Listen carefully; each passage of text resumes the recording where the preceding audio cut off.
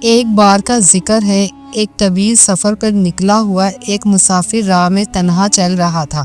اس کا نام سلمان تھا۔ وہ ایک نیک پرہیزگار اور اللہ پر یقین رکھنے والا شخص تھا۔ وہ بیابان راستوں سے گزرتا ہوا ایک ویرانے میں پہنچا۔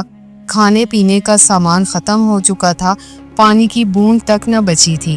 سورج سر پر تھا، گرمی شدید اور تھکن حد سے زیادہ تھی، لیکن سلمان کے لبوں پر ایک ہی جملہ تھا، اللہ میرے ساتھ ہے۔ وہ ایک درخت کے نیچے بیٹھ گیا اور دعا کرنے لگا، اے اللہ تو ہی میرا رازق ہے، تو ہی راستہ دکھانے والا ہے۔ اچانک ایک اونٹ دور سے آتا نظر آیا۔ اونٹ کے ساتھ ایک بدوی عرب آیا جس نے کہا، کیا تمہیں پانی چاہیے؟ سلمان نے عاجزی سے کہا، جی ہاں، میں مسافر ہوں اور بہت پیاسا ہوں۔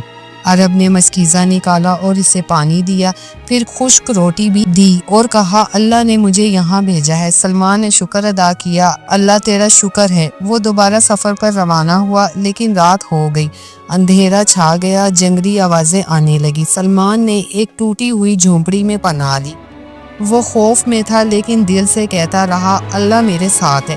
صبح فجر کے وقت ایک سوار جھونپڑی کے پاس آیا۔ اس نے کہا، مجھے لگا کوئی ہے جو مدد کا محتاج ہے۔ سلمان نے کہا، میں راستہ بھٹک گیا ہوں، کیا تم میری مدد کر سکتے ہو؟ سوار نے مسکرا کر کہا، میں تمہیں قریبی بستی تک لے جاتا ہوں۔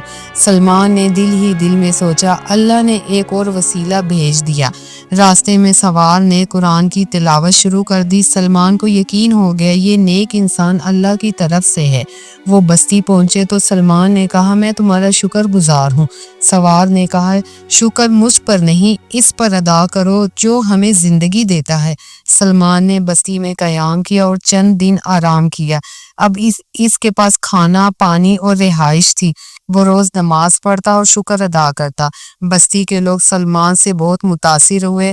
انہوں نے اسے دعوت دی کہ وہ ان کے ساتھ ہی رہ جائے۔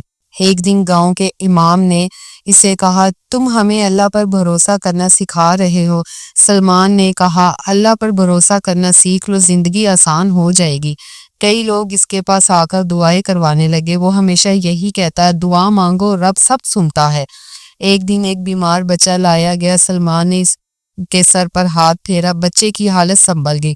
سب حیران رہ گئے۔ لوگوں نے کہا، یہ کرامت ہے۔ سلمان نے کہا، یہ اللہ کی قدرت ہے، میرا کچھ نہیں۔ وہ اب بستی کا محبوب شخص بن چکا تھا، لیکن وہ اپنے دل میں ہمیشہ مسافر ہی رہا۔ کچھ دن بعد اس نے کہا، اب وقت ہے کہ میں پھر سفر پر نکلوں۔ سب نے روک کر کہا، تم ہمیں چھوڑ کر نہ جاؤ۔ اس نے کہا، میں نہ آتا نہ رکتا اگر اللہ نہ چاہتا۔ جاتے وقت اس نے کہا، یاد رکھو، اللہ ہر جگہ تمہارے ساتھ ہے۔ وہ چلا گیا، مگر اس کا ایمان، اس کی باتیں دلوں میں رہ گئی۔ وہ ایک مسافر تھا، مگر اس کا اللہ پر بھروسہ اور یقین پوری بستی کو جگا گیا، اور یوں مسافر کا اللہ پر بھروسہ اور ہمیشہ یاد رہنے والا سبق بن گیا۔